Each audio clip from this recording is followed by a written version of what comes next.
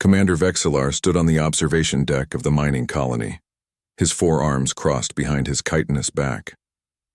The planet Thresh 9 stretched before him, a brown wasteland dotted with extraction towers.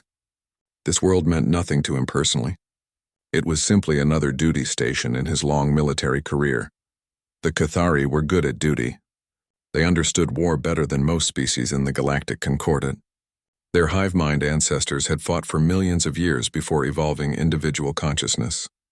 The lessons remained in their blood. Win when you can. Retreat when you must. Survival is the only true victory. Vexillar had survived 43 battles. He wore the scars proudly on his exoskeleton. Each mark told a story of a fight he had walked away from. Some called him a coward for retreating so often. Those fools were dead now. He was alive. That made him right. Commander, the scanners are showing movement in Sector 7, his second-in-command Krillix reported. She moved to his side on 6 legs, her antennae twitching with concern. Vexillar checked the data on his wrist display. The readings made his blood run cold. Ravagers, thousands of them, maybe tens of thousands. They were the nightmare of the galaxy, a biomechanical swarm that consumed everything in their path. Planets, ships, people. Nothing stopped them except overwhelming force or empty space. How long until they reached the colony? Vexillar asked. 6 hours, Commander. Maybe 7, he calculated quickly. The colony held 15,000 workers. His battalion numbered only 800 soldiers from various species. The defense platforms were outdated. The walls were designed to keep out wildlife, not a military force. Begin evacuation immediately, Vexillar ordered. Priority to technical specialists and breeding-age females of all species. Load the transports. Yes, Commander. Krillix hesitated. What about the others? We take who we can. The rest will have to find shelter in the deep mines. Perhaps the Ravagers will not dig that far. He did not believe this, but it sounded better than the truth. The truth was simple. Most of these people would die. That was not his fault. He did not bring the Ravagers here. He could only save some and survive himself. The colony erupted into controlled chaos. Alarms blared. People ran toward the transport pads. Vexillar's soldiers maintained order with firm efficiency. There was no panic. The Concordat had done this 1,000 times on 1,000 worlds. Evacuate the valuable, abandon the rest, survive. 3 hours into the evacuation, a new ship arrived. It was small and ugly compared to Concordat vessels. The design was all hard angles and primitive thrust ports. The markings identified it as human. Vexillar had heard of humans. They were a new species, recently contacted. Their world, Terra, had been welcomed into the Concordat only 2 cycles ago. They were enthusiastic but backward. Their technology lagged centuries behind the other races. Their military doctrine was barely coherent. A group of humans emerged from their ship. They wore mismatched armor painted in dark colors. Their weapons looked crude but functional. They numbered only 50 soldiers. Their leader approached Vexillar. She was tall for a human female, with skin the color of Terra's desert sand and black hair pulled tight against her head. Her face was smooth and strange, with tiny features that seemed almost childlike to Vexillar's compound eyes. Commander Vexillar, I'm Captain Sarah Chen, Terra Defense Force. We received the distress signal and came as fast as we could. Vexillar studied her. Humans were so small, so soft. They had no natural armor, no fangs, no venom. How had they even survived long enough to build starships? Captain Chen, your arrival is noted. However, we are evacuating this colony. The Ravagers will be here in 4 hours. I suggest you refuel and depart immediately. Chen looked at him with those strange, expressive eyes. They were brown like Terra's soil. How many people are still on the ground? Approximately 9,000. We lack sufficient transport capacity. It is unfortunate. So you're leaving 9,000 people to die? Vexillar's antennae flattened with annoyance. I am saving 6,000 people who would otherwise die. This is military reality, Captain. We do not have the forces to defend this position. How many Ravagers? Initial estimates suggest 50,000. Perhaps more. Chen was quiet for a moment. Then she nodded. Understood. My team will stay and help with the defense. Vexillar blinked all 4 eyes in succession, a Cathari expression of confusion. Did you not hear me? There are 50,000 hostiles approaching. You have 50 soldiers. I heard you, Commander. Then you comprehend this is suicide. The odds are 1,000 to 1. I've faced worse odds, Chen said. This was clearly a lie, but she said it with such confidence that Vexillar almost believed her. Captain, I respect your courage, but courage without survival is simply death. Death serves no purpose. Your 50 soldiers cannot hold against this force. You will die for nothing. The Concordate's policy is clear. We do not waste lives on lost causes, Chen smiled. It was a strange expression, showing her small white teeth. Commander, we have a different policy. We don't leave people behind if we can help it. Every hour we delay the Ravagers is hundreds more people evacuated. That's not nothing. That's everything. Vexillar felt frustration building in his thorax. You are welcome to participate in the evacuation efforts. Use your ship for transport runs. We will. Between defensive actions. Chen turned to her soldiers and started giving orders in their Earth language. Vexillar watched in disbelief as the humans began unloading equipment. They set up heavy weapons on the colony walls.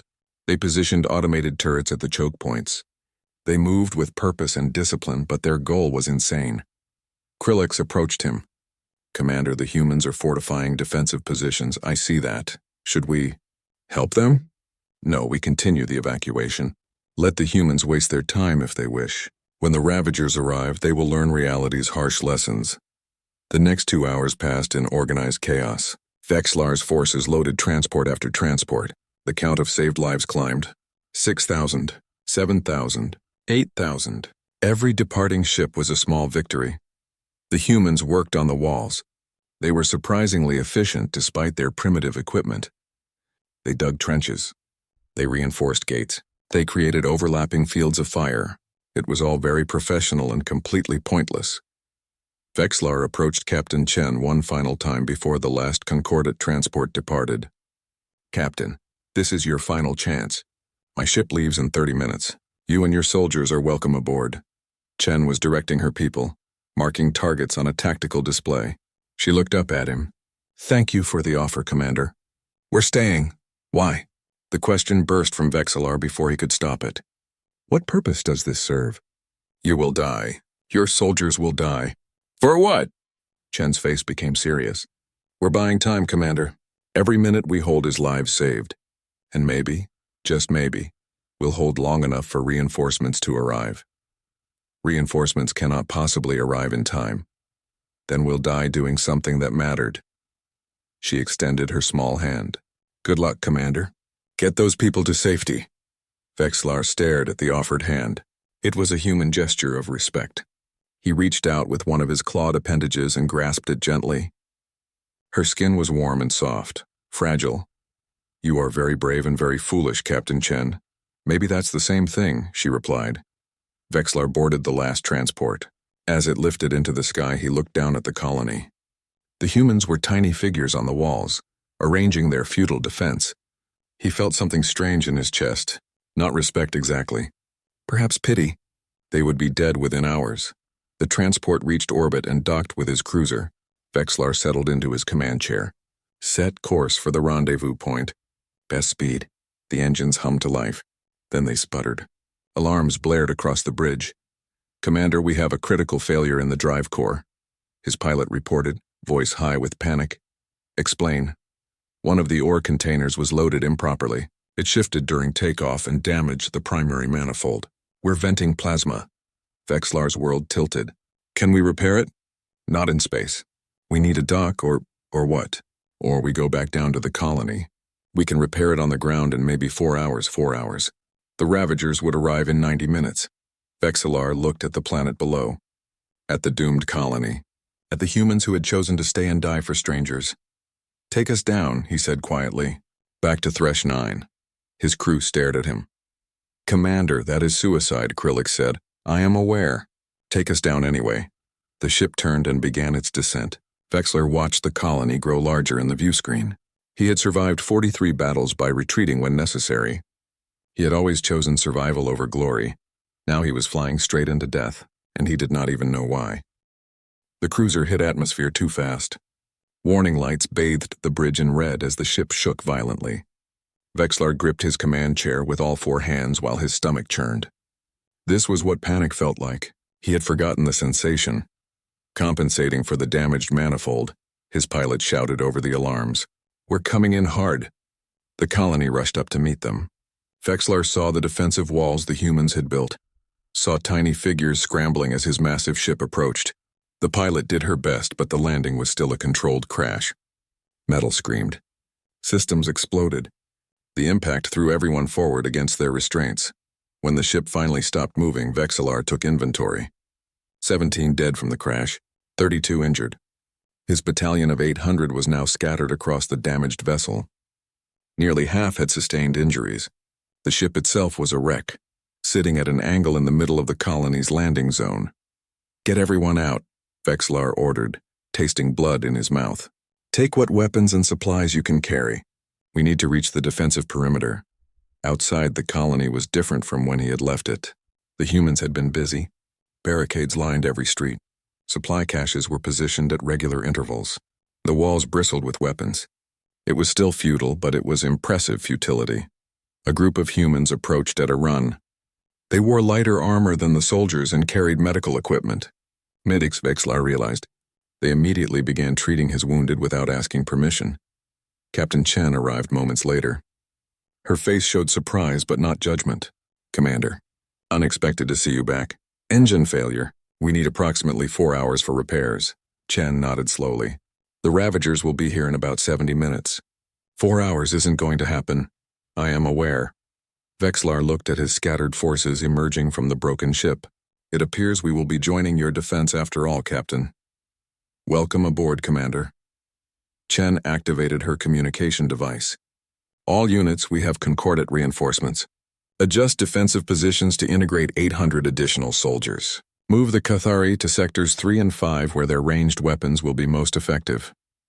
She gave orders with calm efficiency, as if she had not just gained her first real hope of survival. Or perhaps she had already accepted death and this changed nothing. Vexillar could not read human expressions well enough to tell. His soldiers dispersed to their assigned positions. Vexillar followed Chen to what the humans called the command center. It was a reinforced building near the colony's main gate, now covered in armor plates welded at odd angles. Inside, human soldiers studied displays and coordinated defenses. They worked without panic, checking weapons and ammunition counts. One young male was singing something in a low voice. The others occasionally joined in on certain words. Music. They were making music while death approached. "Are your soldiers defective?" Vexillar asked. Chen looked at him strangely. "What do you mean?" "They are singing. 58 minutes until the Ravagers arrive and they sing. It's called The Army Goes Rolling Along. It's a traditional song. Helps with morale. This is an emotional state, yes? They are aware that we are heavily outnumbered?" "Very aware." "Then why are they not afraid?" Chen smiled that strange human smile again. "Oh, they're terrified, Commander. They're just good at hiding it." This made no sense to Vexillar.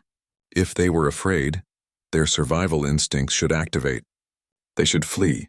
Instead, they sang. 30 minutes before the expected attack, Vexillar watched as Chen asked for volunteers for what she called a forward observation post. This post was beyond the walls, exposed on all sides. Whoever went there would die first when the Ravagers arrived. Every human in the room raised their hand. Chen selected 2 soldiers, a male and female. They gathered their equipment without complaint, without hesitation. They simply accepted a suicide mission as if it were a normal duty. "Captain," Vexillar said quietly, "why did they volunteer? Do they not understand they will almost certainly die?" "They understand perfectly. Then your species has a death wish." "No, Commander. They volunteered because someone has to do it, and they don't want to ask someone else to take that risk. It's about taking care of each other." Vexillar watched the 2 humans leave. They were joking with each other as they walked toward certain death. His mind could not process this behavior through any framework he understood. The Ravagers arrived exactly on schedule. They came as a black tide across the brown landscape, moving with horrible coordination. Thousands of biomechanical nightmares, each one a fusion of stolen technology and evolved predator. They had no fear, no mercy, no purpose except consumption. The forward observation post sent targeting data until the very last moment. Then the communication cut off suddenly. Vexillar knew what that meant. His antennae drooped with sadness he did not expect to feel for strangers. "Thank you, Martinez." "Thank you, Okoye," Chen said softly into the silence. Then her voice hardened. "All units. Fire at will." The battle began. Vexillar had fought in 43 battles, but he had never fought like this. The concordate way was to engage at maximum range, inflict acceptable casualties, then retreat to the next defensive position when the odds turned unfavorable. Survival through calculation. The humans did not retreat. When the Ravagers breached the outer walls, the humans fell back to secondary positions and fought harder. When those positions collapsed, they retreated to tertiary positions and fought harder still. Every meter of ground cost the enemy dearly. What shocked Vexillar most was not their ferocity. It was their compassion. He saw a human soldier run directly into enemy fire to pull a wounded Cathari to safety. The soldier was hit twice, but kept dragging the injured soldier until they reached cover. A medic immediately began treating them both. Why did he do that? Vexillar demanded. That wounded soldier was as good as dead. He risked his life for nothing. He risked his life for everything, Chen replied, not looking away from her tactical display. We don't leave people behind. That's the rule. But the logic, there is no logic, Commander. There's just what's right. Hours blurred together in smoke and blood. The Ravagers kept coming. The defenders kept killing them. The mathematics were terrible. For every Ravager destroyed, the cost was ammunition they could not replace and energy they could not sustain. Vexillar fought alongside his troops. He found himself next to a human soldier, a young male with brown skin and frightened eyes. The soldier was shaking. His fear was obvious, yet he kept firing his weapon with steady hands. Are you injured? Vexillar asked during a brief lull. No, sir. Just scared out of my mind. Then why do you not flee? The soldier looked at him like he was insane. Flee where, sir? This is the last stand. If we don't hold here, everyone dies, including my friends. He gestured to the other soldiers around them. I'm not dying for strangers. I'm dying so my friends can live a little longer. That's different. Before Vexillar could respond, the Ravagers broke through on the eastern wall. Chen's voice crackled over the communication network. I need volunteers to seal that breach. It's a one-way trip. 8 humans immediately responded. They grabbed explosive charges and ran toward the breach, singing that same rolling song. Vexillar watched them disappear into the swarm. The explosions that followed collapsed the wall section, crushing hundreds of Ravagers and sealing the breach with rubble. The 8 humans did not return. Krillix moved to Vexillar's side. Her armor was scorched and one of her legs dragged uselessly. Commander, this is madness. We should retreat to the deep mines. Perhaps we can survive there. Vexillar started to agree. Then he looked around at the humans fighting beside his troops, at the human medic still treating wounded under fire, at Captain Chen coordinating defenses with blood running down her face from a shrapnel wound. They were not retreating. They were not calculating odds. They were simply fighting for each other with everything they had. And somehow, impossibly, they were still alive. No, Vexillar said. We hold here, with the humans. But Commander, our doctrine is survival, Krillix. Look at the humans. They survive by refusing to abandon each other. Perhaps our doctrine is incomplete. Krillix stared at him. Then she nodded and returned to her position. The battle raged through the night. Vexillar lost count of the Ravagers they killed. He lost count of the defenders who fell. Everything became a blur of violence and desperation. Near dawn, the command center took a direct hit. The explosion threw Vexillar backward. When his vision cleared, he saw Captain Chen pinned under a collapsed beam. 2 human soldiers were already trying to lift it while a medic prepared emergency equipment. Vexillar rushed over and added his strength. Together they freed Chen. She was badly hurt. Her breathing was shallow and blood pooled beneath her. Commander, she whispered as the medic worked frantically. How many did we save? I do not understand. The evacuation transports. From before. How many people got away? 8,400 lives were evacuated because you delayed the Ravagers, Vexillar said. Chen smiled through the pain. Good, that's good. Her eyes started to close. Captain. Stay awake. Tired, Commander. So tired. Her hand found his claw and held it weakly. Bravery isn't about living or dying. It's about choosing who you are when it matters. Remember that. Her hand went limp. The reinforcements arrived like salvation dropping from the sky.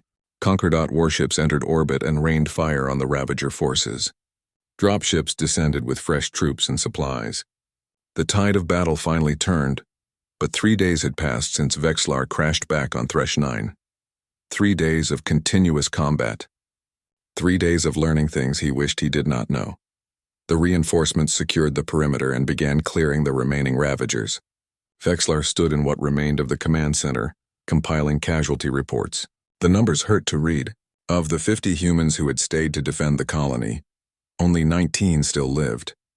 His own battalion had lost 340 soldiers, yet 8,400 civilians had escaped. Without the defense, without those 3 days of desperate fighting, most of those people would be dead. The mathematics worked in a way Vexlar had never considered. Sometimes the illogical choice produced the logical result. Captain Chen survived. The human medics managed to stabilize her, though she would need weeks of recovery.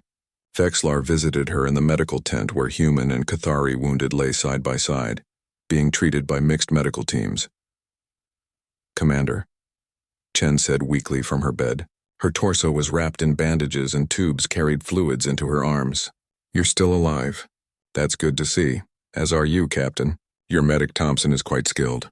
The best. She threatened to court-martial me if I died. I do not understand human military hierarchy if subordinates can threaten superiors." Chen laughed, then winced in pain. "Neither do I sometimes." Her expression grew serious. "Commander, I've been thinking during my bed rest. Your battalion fought well these past days. Better than I expected from concordate forces, if I'm being honest. Your honesty is noted. We learned much from observing your soldiers." "What did you learn?" Vexlar settled into a chair next to her bed. His exoskeleton was cracked in 7 places and he was exhausted beyond measure. But this conversation felt important. "I learned that bravery means different things to different species. For the Cathari, bravery has always meant survival, living to fight another day, taking calculated risks only when the odds favor success." "That's not bravery," Chen said quietly. "That's just sensible military strategy." "Perhaps. But I watched your soldiers do things that made no sense by that definition. A human private carried a wounded Cathari soldier through enemy fire. He was shot twice doing this. When I asked him why, he said he could not leave a comrade behind. This is not sensible." "No, it's not, but it worked. The wounded Cathari survived and returned to combat the next day. She killed 37 Ravagers before the battle ended. If the human had abandoned her as doctrine suggested, those 37 enemies would have killed others." "The illogical choice produced tactical advantage," Chen smiled. "Now you're thinking like a human." "I'm uncertain if this is a compliment." "It is." Vexlar stood and walked to the tent's entrance, looking out at the ruined colony. Reconstruction crews were already working to repair the damage. "Captain, I must ask you something. Your soldiers knew they would likely die. They were frightened. I saw their fear. Yet they fought anyway. How is this possible? How do you make soldiers fight when they are afraid?" "We don't make them do anything, Commander. They choose to fight, but why? Why choose death?" "They don't choose death. They choose each other." Chen struggled to sit up, her face tight with pain. "Look, Commander, I'll tell you something they teach us in officer training on Earth. Soldiers don't fight for flags or governments or abstract ideas. They fight for the person standing next to them. They fight because letting down their friends is worse than dying. This is illogical. Maybe. But it's true." Over the next 3 days, as the cleanup operations continued, Vexlar observed the humans more carefully. He began to notice patterns he had missed before in the chaos of battle. Patterns that disturbed his understanding of military psychology. During mealtimes, humans shared their food even when supplies were limited. A human soldier would give half their ration to a wounded Cathari, who could not walk to the distribution point. This was not ordered. It simply happened.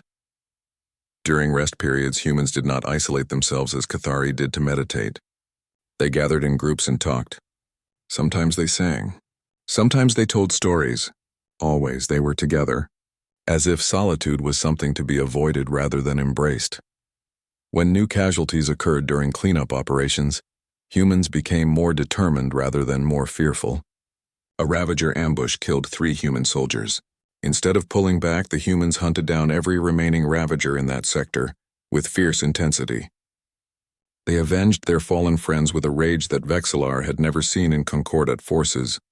One incident particularly confused him. A young human private named Jackson had been guarding a supply depot when a Ravager scout attacked. Jackson was wounded but managed to kill the enemy. As medics treated his injuries, Vexillar overheard the other humans talking. "Jackson's crazy," one said with clear affection. "Fought that thing with a broken arm.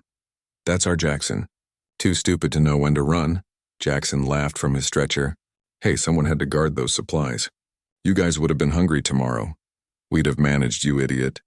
"Yeah, but then I'd have to listen to you complain about being hungry. Easier to fight the Ravager." They were joking about a life-threatening situation, making light of serious injuries. This behavior made no sense, yet Vexillar found himself understanding something beneath the words. They cared about each other. The jokes were how they expressed that care without becoming too emotional. Krillix approached him one evening as they surveyed the rebuilt defenses. "Commander, I must speak with you about a disturbing development." "What is it?" "Our soldiers are adopting human behaviors. Yesterday I saw 3 Cathari carrying extra ammunition for a wounded human soldier. They volunteered for this duty. Today, a squad of our troops spent their rest period repairing a damaged human bunker instead of meditating. They said the humans would need it tomorrow." "And this disturbs you?" "It is not our way, Commander. We are becoming infected with human illogic." Vexillar considered this. "Or perhaps we are learning a better logic, one that our people forgot millennia ago when we evolved past the hive mind. We learned to think as individuals, but perhaps we forgot how to feel as a group. Commander, that is dangerously close to heresy." "Perhaps." Vexillar watched a mixed patrol of humans and Cathari heading out to sweep the perimeter. They moved together with easy coordination, as if they had trained together for years rather than days. Or perhaps it is simply evolution. On the 5th day, a Concordat admiral arrived to assess the situation.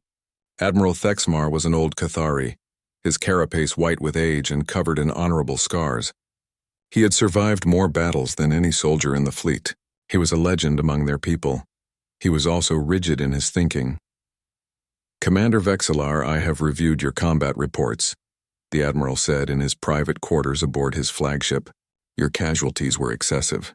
340 losses from your original 800. This is unacceptable. With respect, Admiral, the objective was achieved. 8,000 civilians escaped. The objective should have been your survival and the survival of your troops. Instead, you wasted lives imitating human recklessness. Admiral, the humans showed me. The humans are primitives who do not understand proper warfare. They will be a liability to the Concordat if we allow their philosophy to spread." Vexillar felt anger rising in his thorax. "Admiral, the humans held that colony for 3 days against impossible odds. They did this through unity and courage. Perhaps we should learn from them rather than dismiss them. Courage without survival is worthless. You know this, Commander. It is the first lesson of our people. I am beginning to question that lesson, Admiral." Thexmar's antennae stiffened with shock. "You question the foundations of our military doctrine? I question whether we have been confusing survival with cowardice. I question whether we have been so focused on living that we forgot what is worth fighting for." "And what did the humans teach you is worth fighting for?" "Each other, Admiral. They fight for each other. They die for each other. And because they refuse to abandon their comrades, they survive situations that should kill them all. It is paradoxical, but I witnessed it with my own eyes." The Admiral was quiet for a long moment. "Commander, you are a decorated officer.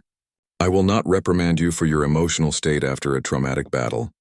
However, I expect you to return to proper thinking once you have rested. The human way is not our way. We survive through calculation, not emotion." "Yes, Admiral," Vexillar said, but he did not mean it. That night he found Captain Chen standing on the walls despite her injuries. She was watching the stars, her face peaceful in the artificial light. "You should be resting," Vexillar said. "I could say the same to you, Commander. Those cracks in your carapace look painful." "They are, but I find I cannot sleep." "Bad dreams?" "No dreams. Just thoughts." Vexillar joined her at the wall. "Captain, do humans ever doubt their choices?" "All the time. Doubt is human nature." "Then how do you act when you doubt?" Chen looked at him thoughtfully. "We act anyway. Doubt doesn't mean we're wrong. It just means we're thinking. The key is to not let doubt paralyze you." 2 weeks after the Battle of Thresh 9, Vexillar received new orders. The Concordat was launching a counteroffensive against the Ravagers.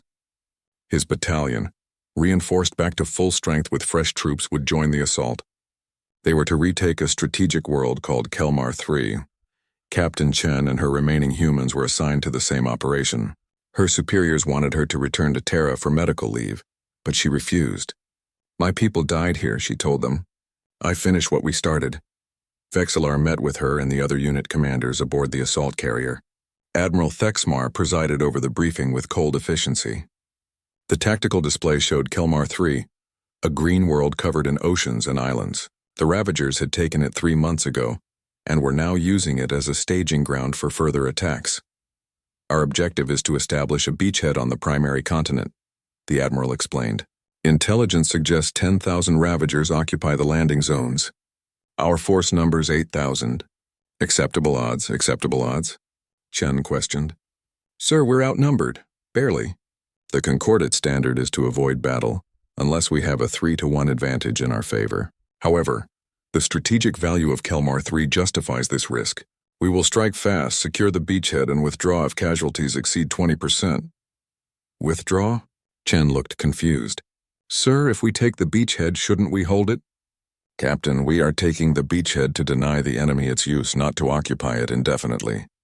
Once the Ravagers are cleared, we destroy their infrastructure and evacuate. Standard Concordat doctrine." Vexlar watched Chen's face carefully. He saw the moment she understood. This was how the Concordate fought. Quick strikes, calculated withdrawals, never committing fully, never risking everything. It was logical. It was safe. It had worked for thousands of years, but Chen's expression showed disappointment, even disgust. "Sir, with respect, that's a waste. If we take that beachhead, we should hold it. Build defenses. Make the enemy pay to take it back." "Your opinion is noted, Captain. But I remind you that you are operating under Concordate command structure for this mission. You will follow orders." "Yes, sir," Chen said, but Vexillar heard the reluctance in her voice. The briefing ended. As the officers dispersed, Vexillar approached Chen. "You disagree with the Admiral's strategy." "It's not a strategy, Commander. It's a philosophy of half measures. You never commit. You never risk. You never truly win. You just survive a little longer. That has been sufficient for millennia. Has it? How many worlds has the Concordate lost to the Ravagers while surviving?" Vexlar did not answer. He knew the number. 47 worlds in the last century. The Ravagers advanced slowly but steadily, consuming systems while the Concordate retreated strategically, always surviving. Never winning, the assault began 2 days later. Dropships descended through heavy fire. Vexlar's forces landed in the designated zone alongside human units and other Concordate species. The Ravagers met them with fierce resistance. The battle unfolded according to plan initially. The Concordate forces established their beachhead and began clearing enemy positions. Casualties remained acceptable. The Admiral prepared for the withdrawal phase. Then the situation changed. Scout teams discovered something in the Ravager base. A hatchery. Thousands of Ravager eggs ready to mature within days. If allowed to hatch, they would produce enough enemies to overwhelm 3 nearby systems. Admiral Thexmar received the intelligence aboard his flagship. Vexillar was in the command center when the decision was made. "Prepare for immediate evacuation," the Admiral ordered. "We have achieved our objective. Destroying the hatchery would require holding this position for 6 more hours while our demolition teams work. That is unacceptable risk, Admiral," Vexlar said carefully. "If we leave that hatchery intact, thousands will die when those Ravagers mature. That is not our concern. Our concern is the survival of our forces. We withdraw now." Captain Chen's voice came over the communication channel. "Admiral, my team can destroy that hatchery. Give us 6 hours. Denied, Captain. All forces are evacuating. Sir, I'm requesting permission to volunteer. My forces stay, hold the line, destroy the hatchery. You evacuate everyone else." "Captain Chen, I will not authorize a suicide mission." "It's not suicide if we succeed, sir. The odds of success are less than 30%. I will not waste lives for such poor odds." Vexillar listened to this exchange and felt something building in his chest, a pressure and anger, a decision forming that terrified him. He thought of the 8,000 civilians saved at Thresh 9. He thought of Private Jackson guarding supplies with a broken arm. He thought of those 8 volunteers who sealed the breach. He thought of Captain Chen's words. "Bravery isn't about living or dying. It's about choosing who you are when it matters." "Admiral," Vexlar said, his voice surprisingly steady, I am also requesting permission to volunteer. My battalion will support Captain Chen's forces. Silence filled the command center. Every officer stared at him. Admiral Thexmar's antennae flattened with anger. Commander Vexillar, you are relieving yourself of command. No, sir. I am offering to follow the Admiral's evacuation order, while volunteering to stay behind with a force of volunteers only. No soldier will be ordered to remain. Only those who choose, and this is madness. You have been completely corrupted by human thinking. Perhaps, Admiral, or perhaps I have finally learned what our people forgot. There are things worth dying for. Name one thing worth more than the survival of my soldiers. Vexillar looked at the tactical display showing the hatchery, the survival of innocent people who cannot defend themselves.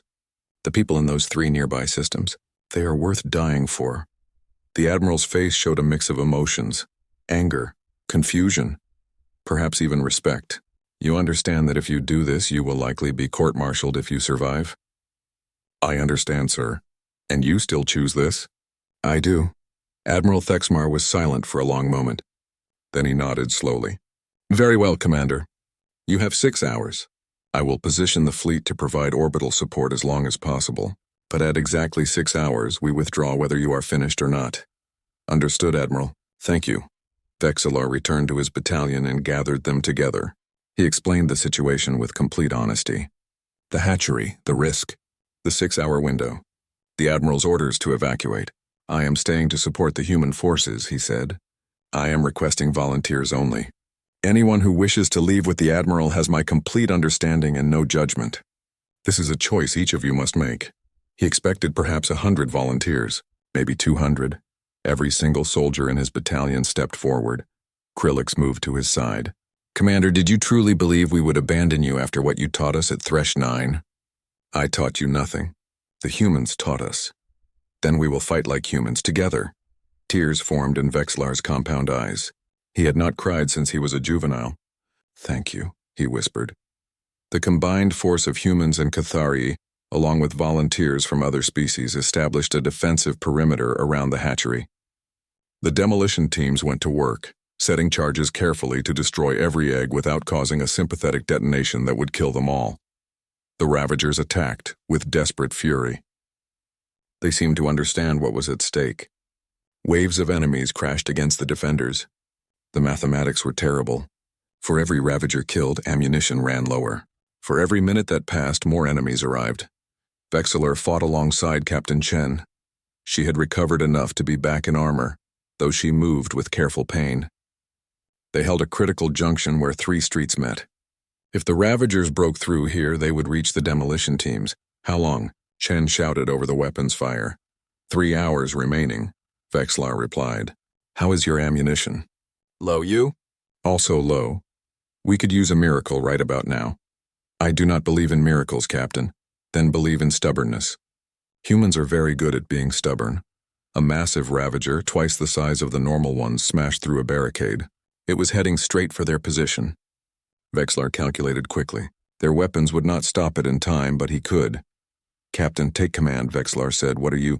He ran forward before she could finish. The massive Ravager saw him and charged. Vexillar triggered every weapon he carried simultaneously, pouring fire into the creature. It slowed but did not stop. At the last moment, Vexillar dove forward, attaching an explosive charge to the Ravager's underbelly. The explosion threw him backward.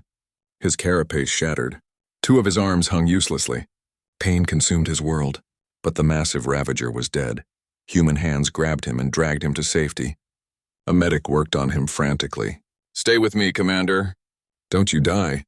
Through the haze of pain, Vexillar saw his soldiers fighting with renewed intensity. The humans were singing that rolling song. His Cathari joined in, their voices creating strange harmonies with the human words. Different species, different vocal cords. One song. Commander, you crazy bastard, Chen said, kneeling beside him. That was the most human thing I've ever seen. Is that a compliment? The highest one I can give. The battle continued. Minutes became hours. The casualties mounted. But the defensive line held. The demolition teams worked methodically, destroying egg after egg. The medical bay aboard the flagship was crowded with wounded from the Kelmar 3 operation. Vexillar lay in a recovery pod, his shattered carapace slowly being rebuilt by advanced medical technology. The process was painful but necessary. 2 of his arms had been amputated and were being regrown. He would be in recovery for weeks. In the pod next to him, Captain Chen underwent similar treatment. Her injuries were less severe than his, but still serious. They had spent 3 days in recovery together, talking when the pain allowed and sleeping when it did not. I received word from my superiors, Chen said on the 4th day. They're calling me a hero. Terra is very pleased with the operation's success. And I received word from mine, Vexlar replied. They are calling me a liability. The Concordat is less pleased. Are you being court-martialed? Possibly. Admiral Thexmar is currently deciding my fate. He could recommend everything from commendation to execution for disobeying evacuation orders. That seems extreme. The Concordat takes military discipline seriously. By staying behind, I risked not only my life but the lives of every soldier under my command. That violates fundamental doctrine. Chen was quiet for a moment. Do you regret it? Vexlar considered the question carefully. No, I cannot regret saving thousands of lives. But I am uncertain about my future. Whatever happens, you did the right thing, Commander. Perhaps. Or perhaps I did the human thing. I am no longer certain there is a difference. 2 days later, Admiral Thexmar summoned Vexlar to his quarters. Vexlar arrived in a medical support frame, his body still too damaged to function properly without assistance. The Admiral looked old and tired behind his desk. Sit, Commander, the Admiral said, gesturing to a chair designed for Cathari physiology. Vexlar lowered himself carefully into the seat. Admiral, I am prepared to accept whatever judgment you deem appropriate. Are you? That is interesting because I am uncertain what judgment is appropriate. The Admiral stood and walked to the viewport, looking out at the stars. I have been a soldier for 72 years, Commander. I have fought in 148 battles. I have survived by following doctrine, by being logical, by calculating odds and making the sensible choice. Yes, Admiral. And yet here you are. You disobeyed direct orders. You led your troops into a situation with terrible odds. You nearly died doing something that doctrine explicitly forbids. The Admiral turned to face him, and you saved approximately 12 million lives in doing so. Vexlar said nothing. The 3 systems near Kelmar 3 each have approximately 4 million inhabitants. If that hatchery had matured, the Ravagers would have overrun all 3 systems within months. Your actions, Commander, prevented this. The decision was not mine alone, Admiral. Captain Chen and her humans would have attempted the mission regardless. But you chose to support them. You convinced your entire battalion to volunteer. That is leadership, Commander. Dangerous leadership, certainly, but leadership nonetheless. Admiral, what is my punishment? Thexmar returned to his desk and sat down heavily. That is my dilemma.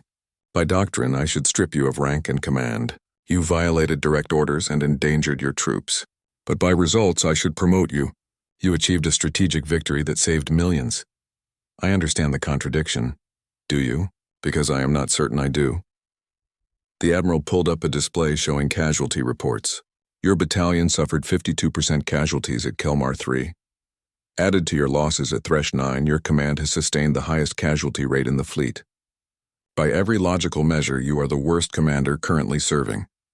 Vexalar's antennae drooped with shame. And yet, the Admiral continued, your troops have the highest morale rating in the fleet. Your soldiers volunteer for dangerous assignments at twice the normal rate. Other units request transfer to serve under you. You have become something of a legend among the enlisted ranks. They call you the human commander. Some mean it as an insult. Most mean it as respect. I did not seek this reputation, I know. That makes it more meaningful. The Admiral deactivated the display. Commander Vexalar, I am not punishing you. Instead, I am giving you a choice. You may return to standard command, following doctrine and avoiding unnecessary risk, or you may continue what you have started. You may form an experimental unit that integrates human tactics with Concordat forces. An experimental unit? The Concordat High Command is concerned about human influence in our military, but they cannot deny the results you have achieved. They want to study whether human methods can be adapted to other species. You would command this unit. Captain Chen has agreed to serve as your co-commander if you accept.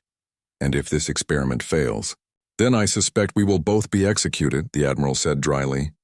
The Concordat does not tolerate failure gracefully. But if it succeeds, we may finally have a way to turn the tide against the Ravagers.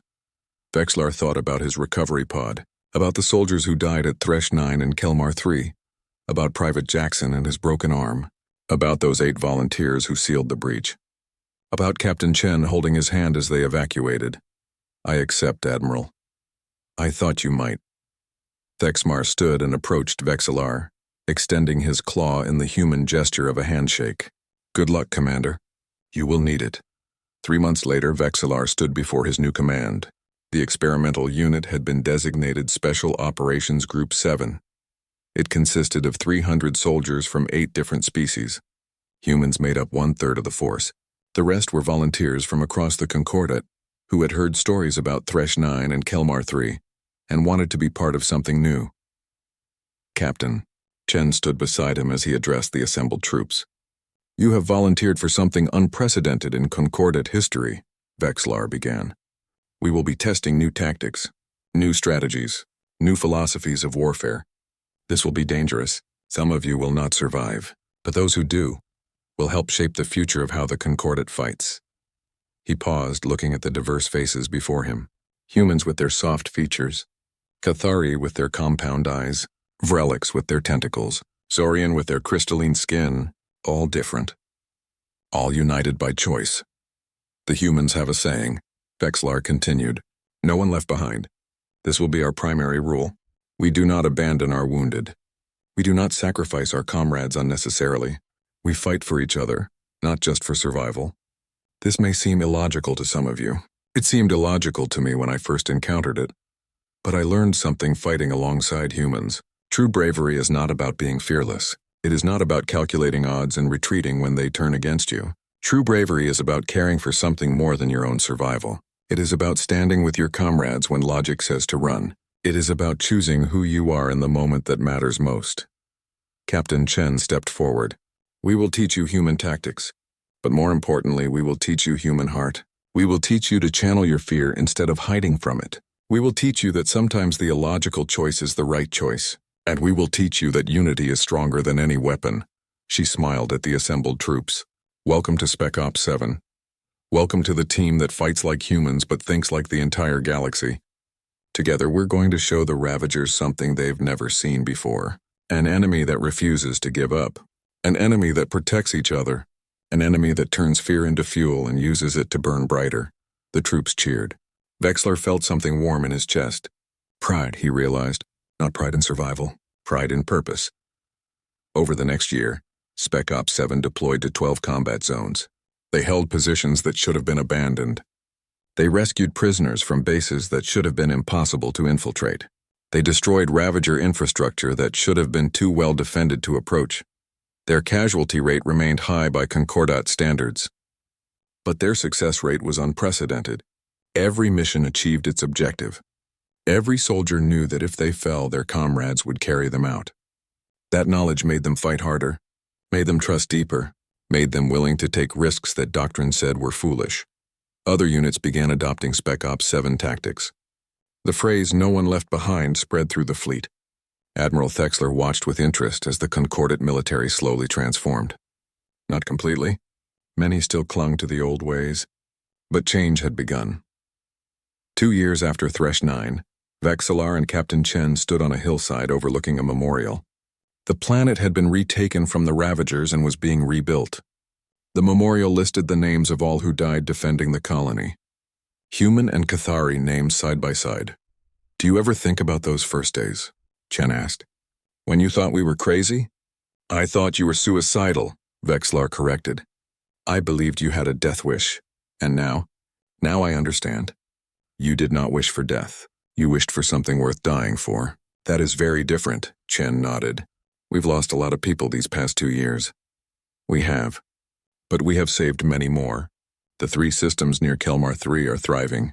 Thresh 9 is rebuilding. 17 other worlds have been reclaimed from the Ravagers using our tactics. The cost is high, but the results are undeniable. Was it worth it? Vexlar looked at the memorial, at all those names, at the soldiers who chose to stand and fight when they could have run.